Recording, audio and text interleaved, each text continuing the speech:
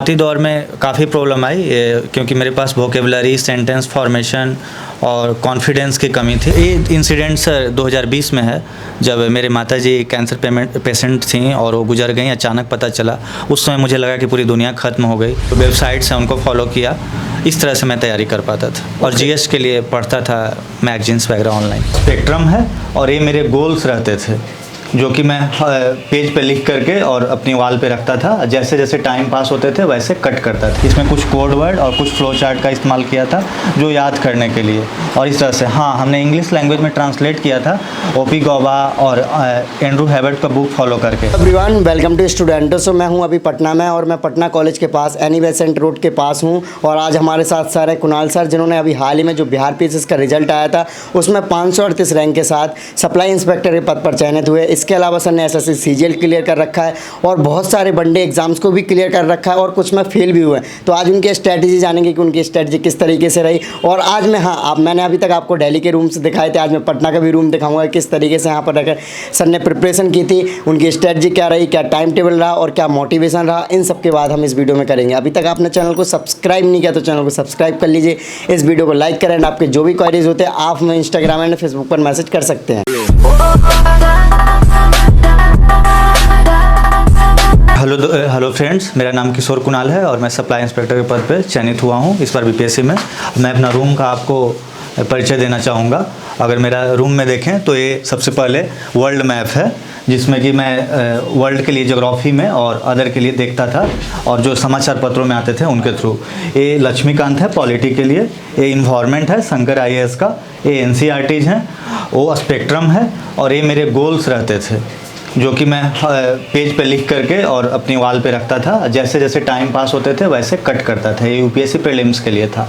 ये cut off marks होते थे और ये मैं आर्टिकल रखता था पॉलिटी के लिए, जो इंपॉर्टेंट आर्टिकल्स होते थे आंसर में पुट करने के लिए। और ये कुछ महापुरुषों का स्टेटमेंट जैसे बराक ओबामा और अपने कुछ टारगेट्स रखे थे 65th के और ये 66 के लिए। ये मेरे रूम पार्टनर्स के कुछ बुक्स हैं और ये भी रूम पार्टनर्स के बुक हैं। ये मेरी पॉलिटी के बुक्स हैं जो कि मैंने वेस्टर्न पॉलिटिकल थाउट के लिया है, पॉलिटिकल साइंस के लिए। ये मेरे इंडियन पॉलिटिकल थाउट है जो कि सेकंड पोर्शन के लिए है। और ये गांधी, नेहरू, टैगोर के लिए है। ये मैं डेली स्टैटिक्स बनाता था 2 क्वेश्चन पर डे और एल.के. झा और अदर बुक्स भी रेफ़र करता था। ये मेरे पॉलिटिकल साइंस के क्वेश्चन आंसर के नोट्स हैं जो कि मैं लिखता था और उसे जांच करवाता था और कंटिन्यूअस उसको फ्लो करता था। ये मेरे टेस्ट पेपर्स हैं जो कि मैंने डिफरेंट कोचिंग्स में टेस्ट देता था। ये मेरे सिलेबस हैं जो कि मैं अपने सामने रखता था और पर डे कभी ना कभी इस पर नज़रें जाती थी। इससे मेरे टारगेट सेट में आसानी होता था। ये बिहार का मैप है जो कि मैं बिहार के एग्ज़ाम के प्रिपरेशन के लिए इस पर एक नज़र रखता था। और इस तरह से ये मेरे कुछ पार्टनर्स के बुक्स हैं। और ये प्रीलिम्स के टाइम में हमने घटना चक्र और महेश बर्नवाल का बुकों से पढ़ाई किया था। यही है दोस्तों नॉर्मल एक स्टूडेंट की जो रूम होती है। वक्त जब थकान होती थी तो चाय बनाता था, पीता था और 2-4 घंटे फिर पढ़ाई करता था। इस तरह से कंटिन्यूटी बरकरार रखता था। कि आइडियोलॉजी एंड टोटलिटेरिज्म चैप्टर में पहले तो उसका डिफिनेशन टोटलिटेरिज्म का क्या होता है, ओपन सोसाइटी क्या होती है, और फिर उसके अलावा जो अलग अलग स्कॉलर के विचार हैं जैसे हन्ना आर्डेंट हैं और अदर पॉपर हैं। उसके अलावा इसमें हमने शॉर्ट में लिखा था क्रिटिक्स में दोनों को यूज करना है, चूँकि आ जाता है कि क्वेश्चंस में क्रिटिकली एनालाइज करें। आप अपना नाम बताइए और आपका एजुकेशन बैकग्राउंड क्या है? सर मेरा नाम किशोर कुणाल है और मेरा एजुकेशनल बैकग्राउंड बीटेक है इलेक्ट्रॉनिक्स एंड इंस्ट्रूमेंटेशन से, MLNIT इलाहाबाद से। उसके बाद फिर सर मैं गेट एग्ज़ाम के प्रिपरेशन में लगा। देन आफ्टर उसके बाद IB, ACIO और कई सारे वनडे एग्ज़ाम्स भी दिए। ओके, सो सर अगर हम बात करें आपके स्कूल डेज़ की तो 10th और 12th में कितनी परसेंट है आपकी? सर मेरी 10th में 76.8% है और 12th में 73% है और बीटेक में 75। ओके, सो सर अगर हम बात करें आपने कब से प्रिपरेशन करना स्टार्ट किया था? सर मैंने प्रिपरेशन अपना 2018 के अक्टूबर मंथ से स्टार्ट किया था। ओके, 2018 से। यस। ओके, सो अब आप अपनी जर्नी बताइए कि आपने कौन सी एग्ज़ाम कब दी और क्या रिजल्ट रहा उसका? सर मैंने सबसे पहले 2017 से एग्ज़ाम देना स्टार्ट की, जिसमें IB SIO फर्स्ट एग्ज़ाम था अक्टूबर 2017 में। उसके बाद 2018 में फिर मैंने CGL का एग्ज़ाम दिया फिर उसके बाद मैंने CGL और IBPO जो बताया, हाँ, तो क्या रहा? IBSIO में मैं डिस्क्रिप्टिव तक एग्ज़ाम दिया था, फाइनल मेरिट मेरा नहीं बना था। जैसे CGL में सिलेक्टेड हुआ फाइनली, जिसका रिजल्ट इसी बार आया है। Yes. और उसके अलावा मैं कुछ और वनडे एग्ज़ाम्स भी दिया हूँ, और फिर मैं कम्प्लीटली BPSC पे फोकस कर दिया 2018 के बाद, जो 64वीं BPSC थी। और उसके थ्रू मैं अभी वर्तमान में सप्लाई इंस्पेक्टर पद पे चयनित हुआ हूँ, और आगे और मेरी प्रयास जारी रहेगी और अच्छे रैंक लाकर अच्छे पोस्ट के लिए। ओके, सो बेसिकली आप कहाँ से बिलोंग करते हो? सर मैं अरवल ज़िले के नाथ खरसा मेहंदिया थाना के अंतर्गत बिलोंग करता हूँ। ओके, सो सर जब आपने देखा कि आपका SSC CGL या फिर सप्लाई इंस्पेक्टर के पद पर भी सिलेक्ट हो गया, तो उस टाइम पे काफ़ी खुशी ऑब्वियस सी बातें रही होगी, और सबसे पहले आपने किसको कॉल किया था और उनका रिएक्शन क्या था? सर उस समय मैं अपने गांव पे ही था, नाथ खरसा, और वहाँ पे मेरे पिताजी को सबसे पहले बताया था। और उसके बाद जैसे ही पिताजी जाने और कुछ मेरे अंकल्स थे, तो फिर सारे गांव के लोग काफ़ी खुशी हुए, और कई सारे लोग उसी समय आ गए। और रात्रि का समय था, 7:30 बजे के आसपास। तो उससे हमें बहुत प्रेरणा मिली कि हमारी सफलता के बाद गांव के सभी लोग काफ़ी खुश थे, और कई सारे बच्चे मोटिवेट हुए स्टूडेंट, और उन्हें तैयारी भी शुरू करने के लिए टिप्स भी पूछा, पटना भी आने की बात करने लगे।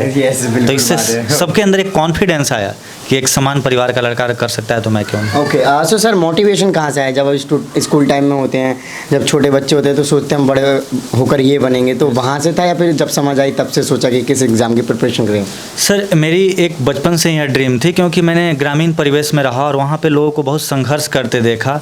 और ग्रामीण में अगर विकास के मुद्दे हों, शिक्षा, हेल्थ, तमाम चीज़ों के लिए लोगों को बहुत संघर्ष करते देखा। मैंने अपने घर में भी देखा। इसके लिए मुझे पिताजी और माताजी से प्रेरणा मिली, उनके मेहनत और लगन से। ओके, आपके फादर क्या करते हैं वैसे? मेरे पिताजी एक किसान हैं, और उन्हें कभी कभी काफ़ी संघर्ष किया, इवन सिक्योरिटी जॉब भी किया, प्राइवेट जॉब, इस तरह से। मेरी माताजी एक गृहिणी थी, वो पिछले साल गुजर गई। अगर सफलता के टाइम मेरी माताजी होती तो वो खुशी दुगनी हो जाती। ज़्यादा अच्छा होता, राइट। ओके, सो सर अगर हम बात करें, जैसे आप पटना में रह रहे हो, तो पटना में कितना टाइम हो गया आपको रहते? सर पटना में मुझे रहते हुए 2019 में मैं आया था, अप्रैल मंथ में, और इस तरह से मुझे 2 साल लगभग हो गए।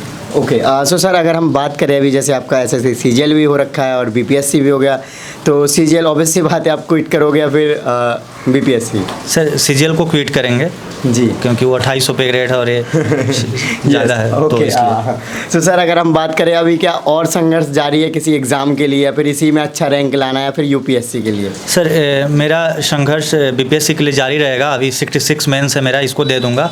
उसके बाद नहीं, उसके बाद मैं फिर UPSC पे कंप्लीट फोकस करूंगा, एज कांस्टेंट और चांस कांस्टेंट के कारण।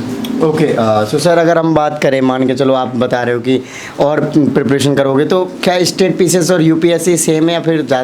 नहीं, दोनों में काफ़ी डिफरेंस है। जहाँ स्टेट PCS में क्वेश्चंस का पैटर्न एक जैसे होते हैं और क्वेश्चन रिपीट भी करते हैं, कम्प्लीटली नहीं लेकिन काफ़ी हद तक। वहीं UPSC में क्वेश्चंस काफ़ी डायनेमिक होते हैं, कुछ ऑप्शनल में क्वेश्चंस रिपीट करते हैं, वो भी स्टैटिक पोर्शन, और GS काफ़ी डायनेमिक होता है। तो दोनों में काफ़ी डिफरेंसेज हैं। ओके, सो आपका ऑप्शनल और मीडियम क्या है सर? सर ऑप्शनल मेरा पॉलिटिकल साइंस है, इंटरनेशनल रिलेशन है, और मेरा मीडियम इंग्लिश मीडियम है। ओके, तो क्या जो बेसिक शिक्षा थी या फिर जो स्कूल डेज की एजुकेशन थी, तो वो हिंदी मीडियम में थी, इंग्लिश में? सर मेरी स्कूल डेज की शिक्षा हिंदी मीडियम में थी। ओके, सो जब आप इंग्लिश में कन्वर्ट हुए तो क्या प्रॉब्लम्स आई सर? सर शुरुआती दौर में काफ़ी प्रॉब्लम आई, क्योंकि मेरे पास वोकेबलरी, सेंटेंस फॉर्मेशन और कॉन्फिडेंस की कमी थी। लेकिन चूँकि मैंने बीटेक में 4 साल इंग्लिश मीडियम में ही लिखा था, तो इसके चलते मैंने अपना द हिंदू और कुछ इंग्लिश न्यूज़पेपर से वोकेबलरी ठीक किया, और इस तरह से आगे की ओर लगातार इंग्लिश मीडियम को अपनाया। ओके,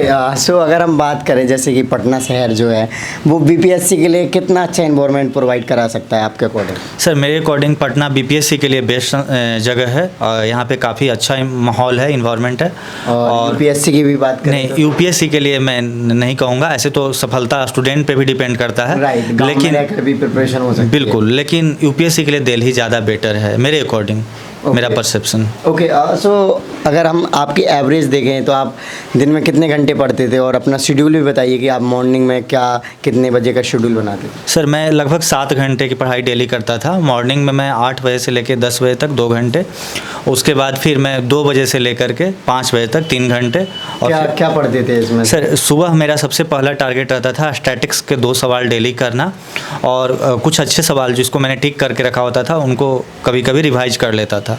उसके बाद फिर मैं अपना हिस्ट्री और आर्ट्स एंड कल्चर सेक्शन का सिनॉप्सिस बनाया था, उसको एक बार देख लेता था।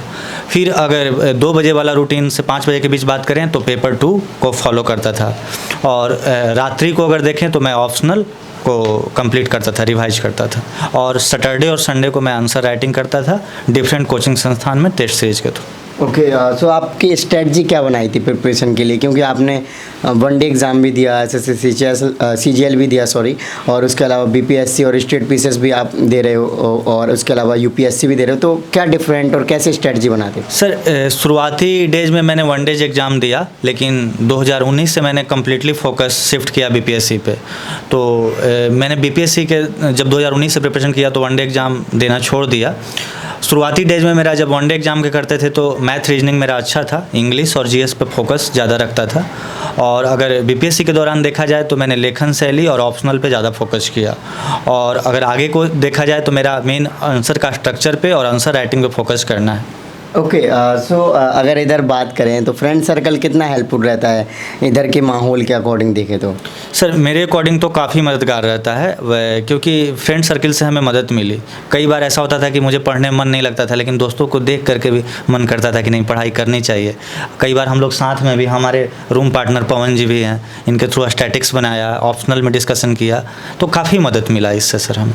ओके, सो सर जैसे कि क्या होता है कि आपके गांव में आप जाते हो तो क्या परसेप्शन चेंज हुआ, आप क्या भौकाल रहता है? यस सर, गांव में लोग से परसेप्शन चेंज हुए हैं, और लोगों ने विश्वास व्यक्त किया है कि नहीं, अभी तक क्या हो रहा था कि सक्सेस कम मिलने के कारण लोग शिक्षा से भाग रहे थे। उन्हें लग रहा था कि इन्वेस्टमेंट शायद रिटर्न नहीं दे पा रहा है, लेकिन जब सफलता मिलती है गाँव में, जैसे मुझे मिली, तो गाँव में लोगों का परसेप्शन चेंज हुआ कि नहीं, समय लग सकता है, लेकिन अगर बच्चों के उचित शिक्षा में इन्वेस्टमेंट किया जाए तो उसके रिटर्न बहुत बेहतर मिलेंगे।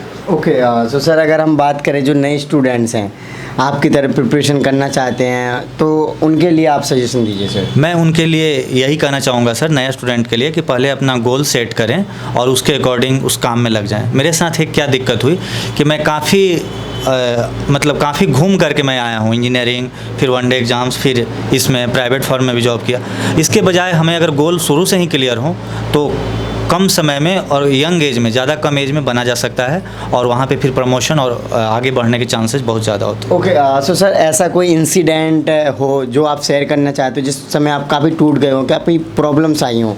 यस सर, ये इंसिडेंट सर 2020 में है, जब मेरे माताजी कैंसर पेशेंट थीं और वो गुजर गई। अचानक पता चला, उस समय मुझे लगा कि पूरी दुनिया ख़त्म हो गई, लेकिन फिर भी मैंने कॉन्फिडेंस रखा, और फिर मेरा 2020 के ही दिसंबर में मेरे इंटरव्यू थे, तो मैंने दिया, और किसी तरह कॉन्फिडेंस दोस्तों के थ्रू, मेरे पिताजी के सहयोग से मैंने कॉन्फिडेंस को दोबारा बिल्टअप किया और एग्ज़ाम दिया, और फिर मैं सक्सेसफुल हुआ। ओके, तो सर टाइम मैनेज आप कैसे कर पा रहे थे, क्योंकि आप दूसरे एग्ज़ाम्स की प्रिपरेशन कर रहे थे स्टार्टिंग में? सर उस समय मेरा, चूँकि उस समय मैं जॉब में भी था और वनडे एग्ज़ाम भी फोकस कर रहा था, तो मैं एक्चुअली 3 घंटे से 4 घंटे दे पाता था, मुश्किल से, कभी कभी 2.5 घंटे भी। तो मेरा प्रैक्टिस पे फोकस रहता था, बेसिक्स मेरे अच्छे थे, फंडामेंटल्स, तो मैथ और रीजनिंग पे फोकस रहता था, और इंग्लिश का जैसे ऐप इस्तेमाल किया मोबाइल का, या ऑनलाइन कुछ जो वेबसाइट्स हैं उनको फॉलो किया, इस तरह से मैं तैयारी कर पाता था। और GS के लिए पढ़ता था मैगजीन्स वगैरह ऑनलाइन। ओके, सो सर अगर हम बात करें जो आपने अपना रूम दिखाया, इसका बजट कितना पड़ जाता है खाना वगैरह मिला के? सर ये रूम 2 बेड हैं और 2200 का दोनों बेड है, मतलब 4400 रुपये का रूम पड़ गया, और खाना भी लगभग 2000 मान लीजिए, तो टोटल 5,000। हाँ, और 1000 रुपये और मान लीजिए, हाँ, तो इस तरह 6000 रुपये के आसपास। ओके, सो सर लास्ट में ऐसा कोई और मैसेज हो जो आप बच्चों के साथ शेयर करना चाहते हो, मैंने आपसे कुछ ना पूछा हो, छूट गया हो? सर मैं यही मैसेज देना चाहूँगा कि आप कंटिन्यूअस अपने लक्ष्य के प्रति समर्पित रहें। समय लग सकता है, लेकिन अगर आप ईमानदारी से मेहनत करेंगे तो सक्सेस अवश्य मिलेगी। Okay, so thank you so much. Thank you sir, thank you, welcome. So sir ने कितने अच्छे तरीके से अपनी जर्नी बताई, और साथ में उन्होंने आपके लिए भी बताया कि आप किस तरीके से प्रिपरेशन कर सकते हो, मोटिवेट रह सकते हो। सो आई होप कि आपको वीडियो अच्छी लगी होगी, तो इस वीडियो को लाइक करें। अभी तक आपने चैनल को सब्सक्राइब नहीं किया तो चैनल को सब्सक्राइब कर लीजिए, एंड आपके जो भी क्वारीज होते हैं आप हमें इंस्टाग्राम एंड फेसबुक पर मैसेज कर सकते हैं। इन सभी के लिंक वीडियो के डिस्क्रिप्शन में। जय हिंद।